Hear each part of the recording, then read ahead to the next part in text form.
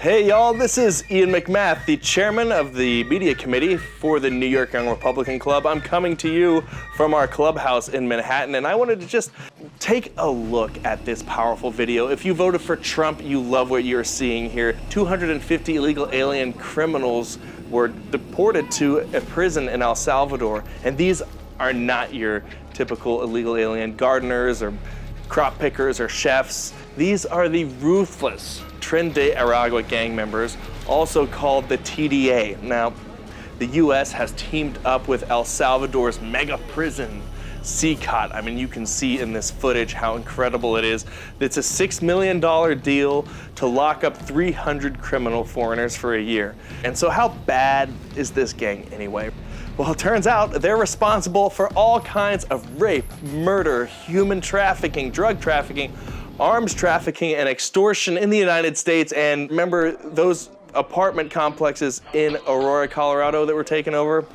Yeah, this is the same guys, okay? So District Court Judge James Boasberg, he couldn't stand the thought of America being freed from these thugs, and he filed this emergency injunction in a failed attempt to block this action, demanding that the planes turn around mid-flight. And this is what the White House has to say on this. And I would just like to point out that the judge in this case is essentially trying to say that the president doesn't have the executive authority to deport foreign terrorists from our American soil. And it's very, very clear that this is an activist judge who is trying to usurp the president's authority. Under the Alien Enemies Act, the president has this power, and that's why this deportation campaign has continued.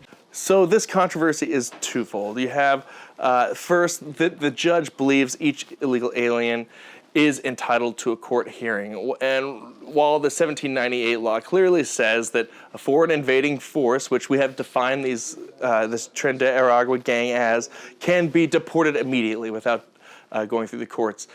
And next, this is all part of a wider problem where federal judges are unilaterally holding up executive action as if they were elected president of the United States. You cannot have a democracy where single individual district court judges can assume the full total powers of the commander-in-chief. Even on the Supreme Court, it takes agreement of 5 Supreme Court justices to change a federal policy. 5.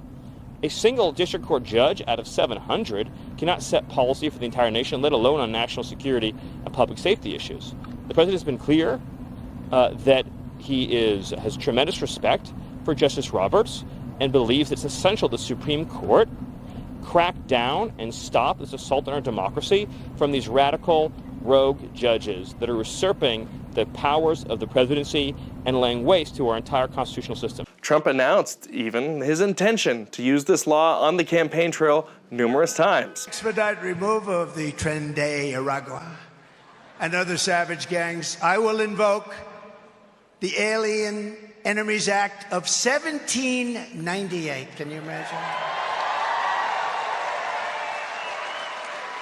Now back to the big picture here. Undoubtedly, other injunctions will be issued. And some Trump advisors are even calling him to ignore these orders. But here's what he had to say on that. Ruling on the election. But going forward, I had judges that were so corrupt. Because we all know that was outrageous. I never did defy a court order. And you wouldn't in the future? No, you can't do that. However, we have bad judges. We have very bad judges. And these are judges that shouldn't be allowed. I think at a certain point, you have to start looking at what do you do when you have a rogue judge. And after that, on Truth Social, Trump said this judge, like many of the crooked judges I am forced to appear before, should be impeached. Now, while some are calling this a constitutional crisis, I think that's hyperbole. But it is certainly a stress test.